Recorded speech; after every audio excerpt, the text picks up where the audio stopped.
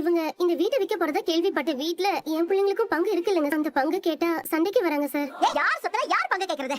Sir இவ சொல்றதெல்லாம் போய் சார். இவள அனுப்பி விட்டுருங்க சார். இருமா, இவங்க காட்டியிருக்கிற ஆதாரப்படி இவங்கள சந்தானம் கல்யாணம் பண்ணிருக்காருல்ல சார் ஐயோ அது எல்லாமே போய் சார். போட்டோஸ் எல்லாம் அப்படி சொல்லலையேமா, அதெல்லாம் பார்த்தா போய் மாதிரி தெரியலையேமா. என் புருஷன் அப்படிப்பட்ட ஆள் எல்லாம் இல்ல. நீங்க நம்ம ஊர்க்காரர் தானே, நீங்களே அப்படி சொல்லலாமா? உங்களுக்கு அவரை பத்தி தெரியாது? என் புருஷனை பத்தி உங்களுக்கு தெரியும்ல, அவர் அப்படிப்பட்ட ஆளே இல்ல சார். இந்த கூட்டம் எங்க கிட்ட இருந்து பணம் பறிக்கிறதுக்காக இங்க வந்து நாடகம் போட்டுட்டு இருக்குதுங்க. எங்க அப்பா பத்தி எங்களுக்கு நல்லாவே தெரியும். அவர் இந்த மாதிரி தப்பெல்லாம் பண்ணவே மாட்டாரு. அம்மா, இதெல்லாம் உங்களுக்கு ஷாக்கா இருக்கலாம், ஆனா இந்த மாதிரி கேஸ் எல்லாம் நான் நிறைய பாத்திருக்கேன். இவர் இப்படி எல்லாம் செய்ய மாட்டாருன்னு நினைக்கிற பல பேரு நம்பவே முடியாத பல காரியங்களை பண்ணிட்டு தான் இருக்காங்க. மத்தவங்க கூட கம்பேர் பண்ணி எல்லாம் நான் பேச விரும்பல. ஆனா இவங்க சொல்றது போய். அது எப்படி சார்? நாங்க வீட்டை விற்க போற நேரமா பார்த்து கத்தார்ல இருந்து நேரா இங்க வருவாங்களா? இவங்க கண்டிப்பா வேற ஏதோ பிளானோட தான் சார் வந்திருக்காங்க. அந்த மாதிரி எந்த பிளானும் எங்களுக்கு இல்லைங்க சார். நாங்க 3 முறை இந்த வீட்டுக்கு வந்து பாத்துட்டு போனோம். இந்த வீடு பூட்டி தான் சார் இருந்துச்சு. அக்கம் பக்கத்துல விசாரிக்கும் போது இவங்க எல்லாரும் சென்னை போயிட்டு தான் சொன்னாங்க. சென்னையில இவங்க எங்க இருக்காங்க ஏது இருக்காங்கன்னு எங்களுக்கு எதுவுமே தெரியாது. அதனால நாங்க திரும்ப தேனிக்கு போயிட்டோங்க சார். கொஞ்ச நாளைக்கு முன்னாடி தான் இவங்க இந்த வீட்டை விற்க முயற்சி பண்ணிட்டு இருக்காங்க. அதனால தான் நேத்து கொடைக்கானல் வந்திருக்காங்கன்னு தெரிஞ்சது. அதனால தான் சார் நாங்க வந்தோம். எங்களுக்கு வேற வழி இல்ல சார். நாங்க அவரை மட்டும் தானே சார் நம்பி இருந்தோம். அவர் சொத்துல பிள்ளைங்களுக்கு பங்கு இருக்கு இல்லைங்க சார். ஏய் நீங்க என்ன சார் அவங்க பாட்டுக்கு சொல்லிட்டு இருக்கறத வேடிக்கை பார்த்துட்டு இருக்கீங்க? அவங்க போய் சொல்றாங்கன்னு நாங்க சொல்றோம்ல. உள்ளூர்காரி நான் சொல்றத நம்ப மாட்டீங்க.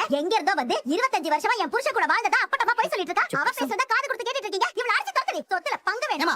அமைதியா கொஞ்ச நேரம் விசாரிச்சிட்டு இருக்கல சார். ஆரம்பத்துல இருந்து இவங்க இப்படிதான் சார் ராங்காவே பேசிட்டு இருக்காங்க. நாங்க சொல்றதுதான் சார் உண்மை. வீடு மட்டும் இல்ல, அப்பா இங்க ஒரு தோட்டம் வாங்கினதாவும் சொல்லிருக்காரு. ஹலோ, இங்க தோட்டமும் இல்ல ஒண்ணும் இல்ல, எல்லாம் வித்தாச்சு. எது வித்துட்டீங்க? அப்ப அதுல பாதி பணத்தை கொடுங்க. தோட்டம் எங்களோடது. அத நாங்க விப்போம், என்ன வேணாலும் பண்ணுவோம். உனக்கு எதுக்கு அது? நாங்க எதுக்கு உனக்கு பங்கு கொடுக்கணும்? மரியாதை வெளிய போடா. என் புருஷன் எப்பவுமே என்கிட்ட சொல்லிக்கிட்டே இருப்பாரு சார். சீக்கிரமா அவர் எங்களை கொடைக்கானல் கூட்டிட்டு போகணும். அங்க வீடு இருக்கு, தோட்டம் இருக்கு அப்படி எல்லாம் சொல்லுவாரு சார். அப்புறம் அவர் எஸ்டேட் கூட வாங்குனதா சொன்னாரு சார். போய் எல்லாமே போய் சார். எங்க அப்பா அப்படி எல்லாம் சொல்லிருக்கவே மாட்டாரு சார். இவங்க போய் சொல்றாங்க சார். அந்த ஃபைல கொஞ்சம் கொடு. இது வீட்டு பத்திரத்தோட காப்பி, அது தோட்டத்தோட காப்பிங்க சார்.